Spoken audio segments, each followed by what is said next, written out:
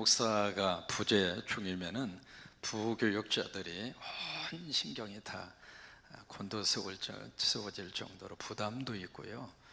또 이제 담임 목사가 부재 중이면 우리 장로님들이 그렇게 온 신경을 다 쓰고 계시는데, 떠나면서 부탁했어요. 이 교회당 기둥불이 뽑히지 않도록 장로님들이 꼭 좀 붙잡고 계시라고. 갔다 왔더니 기둥이 그대로 있네요. 수고해 주신 우리 부교역자와 장로님들에게 다시 한번 감사를 드립니다.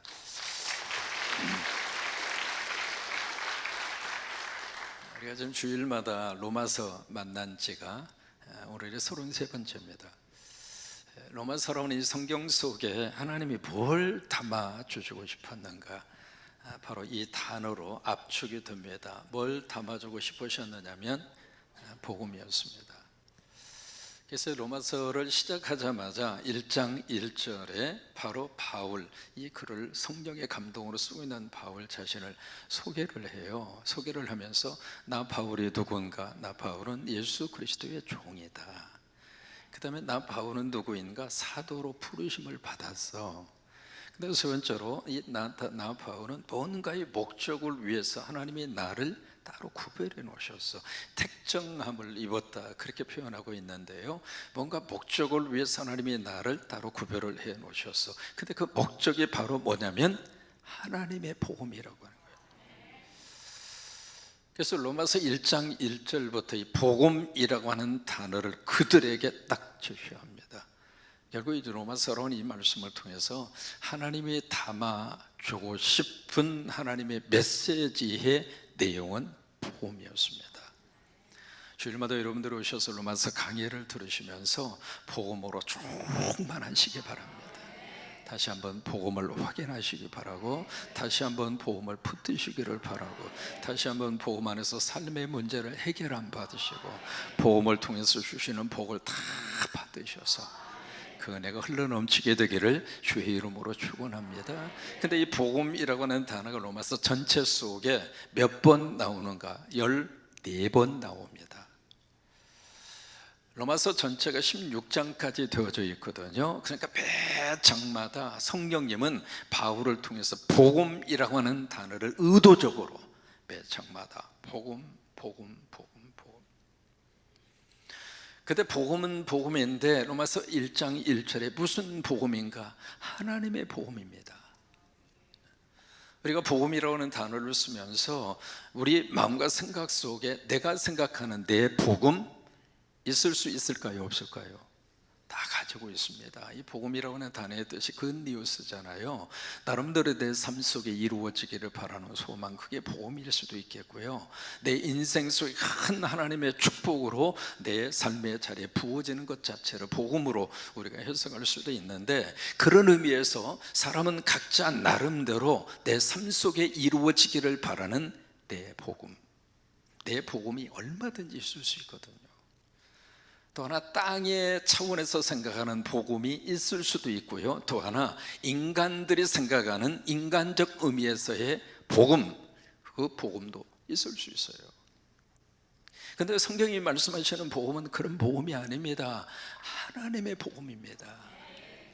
하나님의 복음. 그런데 하나님의 복음을 우리가 무엇으로 설명을 할 수 있겠는가? 바로 핵심 단어가 이 세 단어입니다. 바로 주 예수 그리스도. 이게 복음의 본질입니다. 여러 가지로 복음을 우리가 해석할 수 있고 복음을 풀어갈 수 있습니다만은 복음의 가장 중요한 본질적인 본질은 주 예수 그리스도. 이게 복음입니다. 그러니까 여기에 예수라고 하는 이분이 바로 누구인가? 주님이시다. 주라고 하는 것은 하나님이다, 그 말입니다. 그 예수가 하나님이다. 하나님이신데 예수의 몸으로 이 땅에 오신 분이다. 우리는 그분을 믿습니다. 그러니까 이 예수가 누구인가? 예수가 하나님이다. 그것을 우리는 예수가 주님이다, 그렇게 믿고 있는 거고요. 두 번째, 이 예수가 그리스도다. 이 예수가 바로 세이비어, 우리를 구원해 주실 구원자이시다. 이 세상에 돌아가는 여러 가지 많은 현상들을 보면서 여기저기에 생각지도 않는 그런 문제들과 그런 어려움 속에서 우리들이 살고 있는데, 그 속에서 나를 구원해 줄 수 있는 구세주가 누구인가? 예수다. 믿으시면 크게 아멘. 이게 복음이라고 하는 거예요. 그래서 이 복음을 우리에게 딱 제시하면서 뭐라고 말씀하시는가? 두 가지로 말씀하십니다. 첫째로 복음을 믿어라. 복음을 믿어라. 우리가 교회에 와서 믿어야 할 가장 중요한 내용은 복음을 믿는 거예요. 또 하나, 두 번째, 복음만 믿어라. 왜 그럴까요? 사도행전 4장에 보시면은요, 천하 인간에게 구원을 얻을 만한 다른 이름을 줬어요, 안 줬어요? 하나님이 주신 적이 없어요. 오직 예수 그리스도 외에는 구원을 얻을 수 있는 길도 방법도 그 무엇도 없다, 이 말이에요. 또 하나, 사도행전 16장 31절 유명한 구절이잖아요. 주 예수를 믿어라. 그 얘기는 복음을 믿으라, 이 말이에요. 복음을 믿어라. 그러면 너 산다. 여기 구원을 얻으리라 라고 하는 이 말씀이 바로 이 복음과 바로 직결되어져 있는 내용이거든요. 여기에 구원을 얻으리라, 그 말씀은 복음을 믿으면 너 살아. 복음을 믿으면 네 집 살아. 이것 때문에 우리가 복음을 믿고 또 하나, 복음만 믿어야 한다, 이 말이에요. 그래서 이 복음과 이 구원을 우리는 어떻게 해석하고 있는가? 우리 성광식으로 말하면 살림이에요. 살림.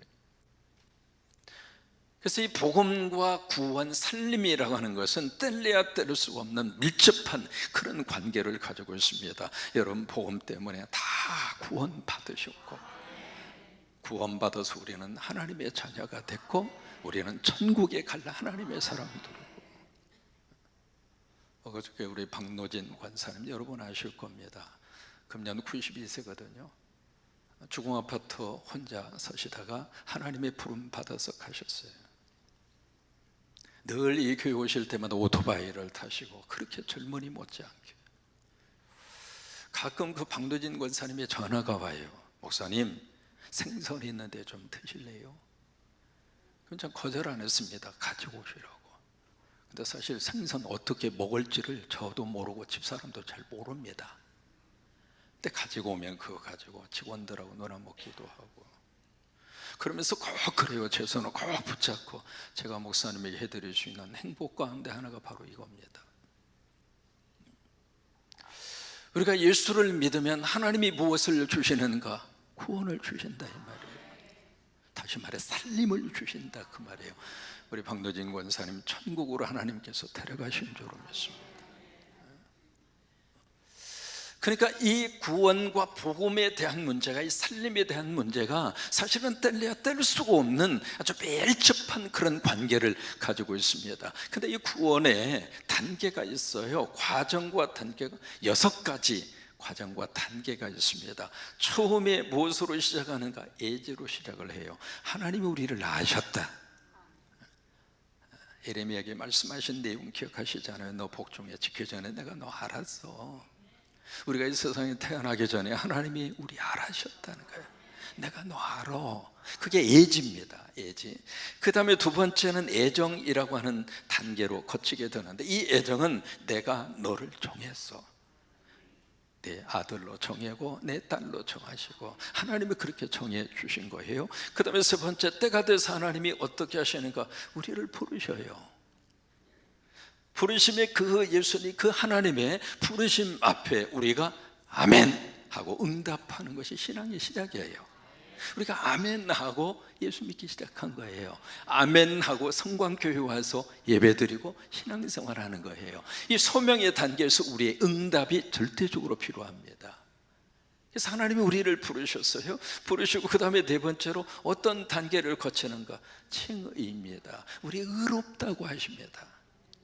평생 죄만 지은 죄인으로 살았는데 그 죄인된 우리들을 하나님이 부르신 다음에 예수 믿는 순간 예수님 때문에 우리들을 의롭다고, 넌 이제 나의 자녀라고, 그걸 칭의라고 그래요. 의롭다고 하나님이 그렇게 인정을 해 주십니다. 그 다음 단계가 바로 무슨 단계냐면 성화의 단계를 거치게 되는데, 이 단계가 거룩의 단계입니다. 하나님이 거룩하니 우리도 거룩한 삶을 살자, 이 말이에요. 그리고 마지막 이 구원의 완성은 무엇으로 이루어지는가? 영화의 단계로 완성이 됩니다. 그래서 거룩한 하나님의 형상을 다시 다 회복해서, 정말로 하나님이 내 처음 나를 창조해 주셨던 본래의 모습으로 다 회복해서, 여기 공사판 벌려서 다듬어가지고 만들어진 그런 미모가 아니라 하나님의 형상으로 우리를 너무 아름답게, 너무 귀한 존재로, 이게 이제 영화의 단계거든요. 이 로마서 5장은 지금 무엇을 다루고 있는가? 바로 이 문제를 다루고 있는 것이 로마서 5장이고요 로마서 6장으로 가면 거룩, 성화의 단계를 다루는 것이 로마서 6장이에요 그래서 로마서 5장 8절, 지난번 말씀드렸던 것처럼 바로 이 구절입니다. 같이 선포할까요? 우리가 아직 죄현되었을 때에 그리스도께서 우리를 위하여 죽으심으로 하나님께서 우리에게 대한 자기의 사랑을 확증하셨느니라. 여러분, 로마서 5장 8절 말씀은 꼭 암송해 보세요. 하나님의 말씀을 암송할 때 선포하잖아요. 선포하면 마귀와 사탄이 내 속에 있다가도 도망갑니다. 그러니까 하나님의 말씀을 선포하면 선포되는 말씀에 하나님이 들으셔요. 그리고 그 말씀의 능력이 내 속에 새겨지게 합니다. 그래서 이 로마서 5장 8절의 말씀은 여러분 꼭 암송하세요. 여기에 세 가지의 말씀의 의미가 담겨져 있습니다. 첫째는 복수형입니다. 처음 출발하는 그 단어 자체가 내가가 아닙니다. 누가? 우리가예요. 우리가. 이 로마서 5장 말씀에 1절부터 마지막 절까지 쭉 자세히 보시면은 우리라고 하는 단어가 16번 나옵니다. 그러니까 나라고 하는 개념으로 끝나지 않습니다. 너라고 하는 개념으로 끝나지 않아요. 나와 너가 함께 만나서 우리가 되잖아요. 그래서 이 복수적인 개념으로 로마서 5장은 쓰여졌습니다. 그래서 여기 8절도 마찬가지입니다. 우리가 아직 태어났을 때, 그 다음에 우리를 위하여, 그 다음에 우리에게 대한. 여러분, 교회는요 우리 공동체입니다. 내가 믿는 예수와 옆에 있는 분이 믿는 예수가 만나서 우리가 함께 예수를 믿고 함께 모여져서 교회를 형성하는 우리 공동체. 이게 우리라고 하는 단어 속에 어떤 의미를 가지고 있는가? 이게요 공감 의식이 필요한 거예요. 그래서 어느 한 사람이 울고 있으면은 나도 같이 울어줄 수 있는 것이 우리예요. 그게 우리라 이 말이에요. 같은 공간 속에 있으니까 우리가 되는 것, 그건 아니거든요. 그러니까 서로 공감 의식을 가지면서, 그 다음에 두 번째 지체 의식을 갖는 것이 바로 우리입니다. 그래서 로마서 5장 8절의 말씀은 우리라고 하는 단어로 그들에게 말씀을 주시면서 두 번째 현재형입니다. 과거에 그런 사건이 있었다, 추억으로, 기억으로, 그가 아닙니다. 그 거룩한 하나님의 역사가 지금도 그대로 흘러 넘치고 있고 지금도 이루어지고 있다. 현재형입니다. 세 번째 확증이라고 하는 단어입니다. 이것을 영어로 demonstrate라고 하는 단어를 쓰거든요. 그 단어에서 나온 것이 데모예요. 하나님이 우리를 향해서 십자가에서 데모하고 계세요. 나 너 사랑해. 나 너 사랑해. I am still love you. 내가 어떤 모습으로 살든지, 내 상황과 형편이 어떤 처지에 있든지 하나님은 그것을 보시면서 우리를 지적하고 손가락 하시는 것이 아니라 그냥 우리를 감싸 안아주면서 나 너 사랑한다, 나 너 떠나지 않을 거야. 그게 확증입니다. 믿으시면 아멘. 이게 로마서 5장 8절이에요 오늘 예배하면서도 이 하나님의 사랑 앞에 우리가 내 모든 것을 맡겨드리면서 그 하나님의 사랑의 품 안에서 우리가 위로를 받고 다시 한번 힘을 얻고 흘렸던 눈물을 하나님이 다 씻어주시고, 그런 역사가 임하게 되기를 주의 이름으로 축원합니다. 그러면 이 하나님의 사랑의 데모와 확증을 받은 자의 결과가 무엇인가? 그 로마서 5장 9절입니다 5장 9절에 보시면, 그러면 이제라고 하는 것은 지금이에요. 지금 여기서도 우리가라고 하는 말씀으로 시작하잖아요. 우리가 그 피를 인하여 뭘 얻었어요? 의롭다 하심을 얻었다, 이 말이에요. 현재 완료입니다. 그러니까 예수를 믿으면 미래에 의롭다 하심을 얻게 될 것이다, 약속이 아닙니다. 예수를 믿으면 의롭다 하심을 지금 받는 거예요. 뭘로? 그 피를 인하여. 이게 칭의의 근거입니다. 그러니까 여기에 피라고 하는 단어가 참 중요하게 쓰여지고 있는 단어거든요. 다른 걸로 우리가 의롭다 함을 받고 칭의를 받는 것이 아니라 예수의 피로. 히브리서 10장을 보실까요? 히브리서 10장에 이 19절 말씀에 이 피에 대한 말씀을 우리에게 해주고 있습니다. 그러므로 형제들아, 우리가 예수의 피를 힘입어. 예수의 피를 힘입어. 어디로 들어가요? 성소. 이 성소라고 하는 것은 지성소입니다. 지극히 거룩한 장소. 성모에서 보시면 지성소는 뭐가 있는가? 법궤가 있어요. 법궤 안에 아시는 것처럼 두 돌판 10계명이 있죠. 근데 그보다 더 중요한 것은 그 법궤 위에 한 중앙을 시은좌라고 합니다. 왜 그런 단어를 썼을까? 거기에 하나님이 계신다, 이 말이에요. 그러니까 지성소는 어떤 곳인가? 하나님을 의미하는 거예요. 하나님.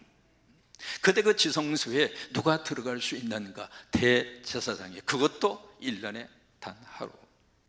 나머지는 못 들어갔습니다. 그냥 들어갈 수 있는 것이 아니라 속죄제를 드리고 피를 가지고 들어가야만 하는 장소가 지성소였어요. 근데 여기 히브리서 10장에 보시면은 바로 그 성소에 들어갈 수 있는 뭘 주셨는가? 담력을 우리가 얻게 됐어요. 무엇을 통해서? 예수의 피로. 그래서 오늘 우리가 이 예배당에 와서 예배하는 겁니다. 예수의 피가 있어서 아버지 앞에 와서 예배하고 아버지를 부르고 찬양하고. 요한일서 1장으로 가서 보실까요? 이 보혈의 피의 권능이 어떤 능력을 우리에게 주시는가? 그가 빛 가운데 계신 것과 같이 우리도 빛 가운데 행하면, 조건이에요. 빛을 만나야 교제가 이루어집니다. 여러분, 어두움이라고 하는 것은 빛이 들어오는 순간에 사라져 버립니다. 교제가 되지 않습니다. 그러니까 빛이 만나야 교제가 이루어지거든요. 그렇게 하면 우리가 서로 뭐가 있는가? 교제가 이루어질 것이다. 사귐이 있게 될 것이다, 그 말이에요. 그리고 나서 그 아들 예수의 뭐가? 피가 우리를 어떤 죄에서? 모든 죄. 여러분 믿어주시면 아멘. 그 죄에서 우리를 어떻게 하시는가? 깨끗하게 하신다.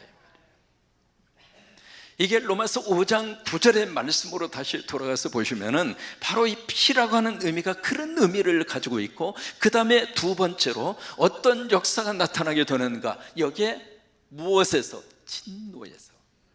진노. 여러분, 진노라고 하는 것은 다로 말하면 심판입니다. 이 하나님의 심판에서 우리가 뭘 받는가? 구원받는다, 이 말이에요. 여러분, 심판대 앞에 딱 쓰면은요, 두 존재가 등장하는 거예요. 첫째, 마귀와 사탄이.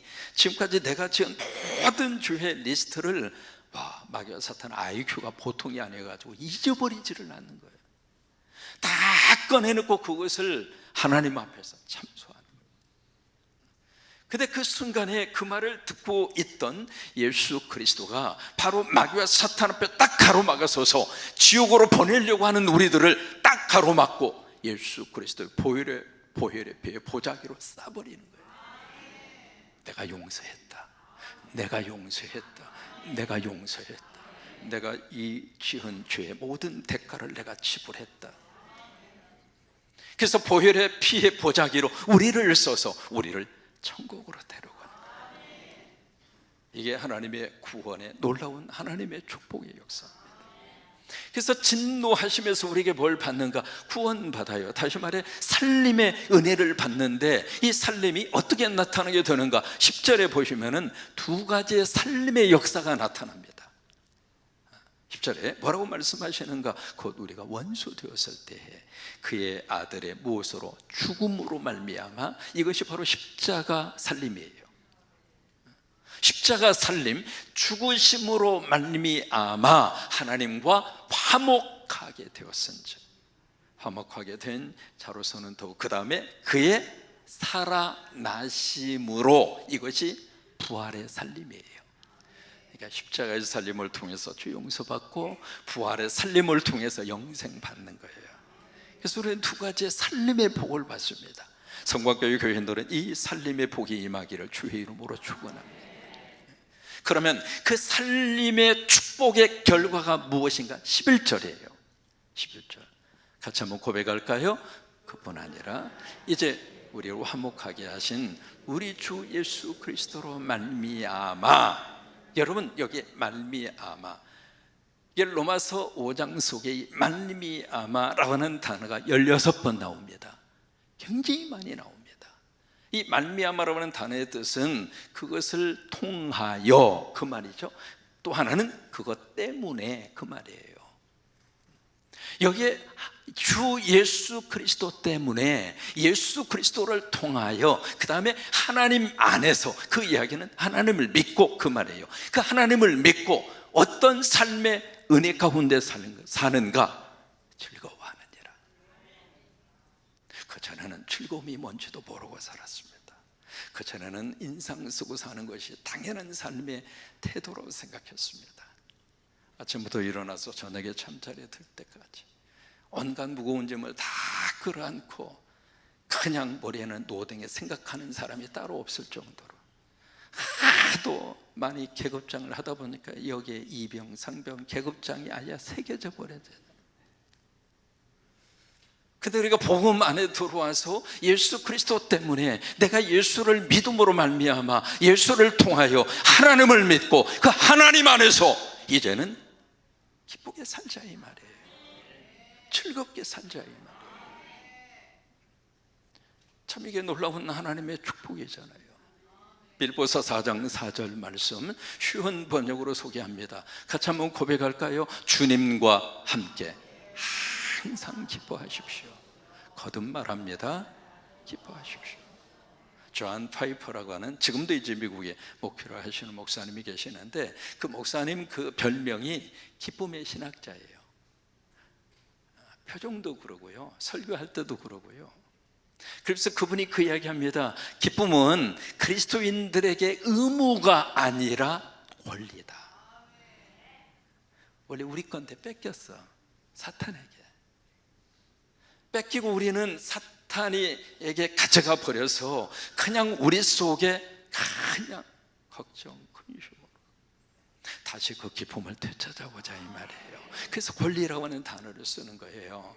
시편 100편 2절 말씀 같이 우리 선포합니다. 기쁨으로 여호와를 섬기며 노래하면서 그 앞에 나아갈지. 여러분, 하박국서 3장 17절, 17절, 19절의 말씀 여러분 기억하잖아요. 그 말씀에 가장 먼저 나오는 것이 못하며, 그 단어입니다. 그 다음에 없으며, 없으며, 없으며, 없으며, 그 다음에 없을지라도, 6가지입니다. 6가지, 저게 바로 우리 삶의 환경이라 이 말이에요. 그 삶에 주어진 현실이거든요. 여기 하박국이 고백하고 있는 6가지 케이스는 하박국의 개인의 케이스이기도 하지만 민족적으로, 또 하나 이 시간 예배하는 여러분 개인적으로도 마찬가지. 그런 속에서 그 다음이 중요합니다. 나는 여호와로 말미암아 즐거워하고 나는 나의 구원의 하나님으로 말미암아 기뻐하리로다. 신앙은 결단이면서 선택이에요. 나는 그렇게 선택하고 살겠다 이 말이에요. 나는 하나님 때문에 나 웃고 살겠어. 나 하나님 때문에 기쁘게 살 거야. 이게 하박국의 신앙의 고백이면서 또한 우리들의 고백이 될 수 있게 되기를 바랍니다. 이번에 가서 이제 아이들하고 예배하는 기쁨도 있었지만은 손주 보고 왔어요. 큰애가 지금 그 니코라고 하는 손주인데 금년 연세가 3살 되셨어요. 근데 작년하고 비교해서 이제 금년에 갔는데 왜 그렇게 말이 그렇게 많은지, 말도 많고 이유도 많고 가장 많이 하는 말이 NO! 이게 미운 7살이 아닙니다. 미운 3살입니다. 근데 그 손주를 보면서 무슨 생각을 했냐면 내가 하나님 앞에서 그러고 있구나. 그다음에 두 번째 아이가 마야인데 딸애거든요. 근데 이 아이가 지금 8월 달에 돌 지냈어요. 이제 돌 지나고 한 달 됐거든요. 아침 6시부터 일어나가지고요, 이 아이들 계속 봤거든요. 보는데 아침 일어나자마자 우유부터 다 대접해 드리고, 그 다음에 기저귀 갈아 드리고, 그 다음에 이제 다 출근한 다음에 그때부터 이 아이의 뒤에 꽁무니를 따라다니는 거예요. 따라다니는데 계단이 있어서 이제 2층으로 이렇게 올라가면 그냥 올라가려고 이랬으면 올라가라고, 뒤에서 내 가만히 있을 수가 없잖아요. 나도 같이 기어가는 거예요. 그러다가 금방 마음이 바뀌어가지고 또 내려가시겠대. 그러면 나도 같이 내려가는 거예요. 이 하루에도 몇 번을 올라가셨다가 내려가셨다가, 누굴 닮아서 그러는지. 그래서 이제 때가 되면은 그냥 잡수시도록 식사를 제공해서 해드리고, 하루 종일 말이죠, 잠깐 낮잠 자는 시간은 4시간이야 그 시간 외에는 그냥 하루 종일 그림자처럼. 그래서 하루 종일 그렇게 봐줬는데, 이게요, 차구의 문이 열리잖아요, 자기 엄마인 줄 기가 막히게 하는 거예요. 차구의 문이 열리는 소리가 딱 나자마자 눈빛이 달라져. 그러더니 그쪽으로 신경을 딱 쓰고요, 문을 열고 엄마가 딱 들어오는 순간 세상에 할아버지 할머니는 아예 안중에도 없고 그냥 엄마 쪽으로 쏜살같이 달려가서 거기서 그냥 안겨서 그냥 그렇게 기뻐하고 즐거워. 섭섭하더라고. 근데 또 하나 무슨 생각을 했느냐면, 저게 예배구나. 저게 예배구나. 교회당에 와서 하나님 만나서 하나님 앞으로 막 달려가서 그냥 여기 안기고 저기 매달리고, 그러면서 그 안에서 위로받고 그 안에서 즐거워하고 그 안에서 감사하고, 예수 그리스도로 말미암아 하나님 안에서 즐거워하느니라. 여러분, 이 은혜가 우리 속에 충만하게 임하기를 주의 이름으로 축원합니다. 그러니까 환경과 여건 속에서의 기쁨과 즐거움의 어떤 것을 찾아내려고 하는 그 차원이 아니라, 그 환경과 상황 그 자체는 그 자체대로 흘러가지만 그 속에서 나는 이렇게 살겠다, 이 말이에요. 여러분, 이 시간에 이런 은혜가 여러분 속에 충만하시기를 주의 이름으로 축원합니다.